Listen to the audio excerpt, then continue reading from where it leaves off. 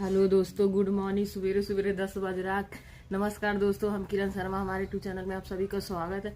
दोस्तों, हमारी वो दीदी आई है, देखिए इतना सारा साग लेके आई है, खेत में से खोट के लाई है क्या मेरे लिए। तो मैं सोची थोड़ा सा बना लेते हैं, खा लेते हैं, क्योंकि हम लोग को मिलता नहीं है ये वाला साग, उधर कहीं नहीं मिलता है ना। तो इसी का वो क्या बोलते हैं, ये डंठी, उसी का डंठी निकाल रहे हैं हम लोग, तोड़ रहे हैं बैठ के बनाने के लिए साग आज बना के खाएंगे दाल भात के चावल के साथ। और सुबह सुबह अभी 10 बज रहा है, बहुत ज्यादा ठंडी है, सवेरे उठ नहीं पाए थे तो अभी चाय भी पी रहे हैं आराम से बैठ के ठंडी में हीटर के सामने।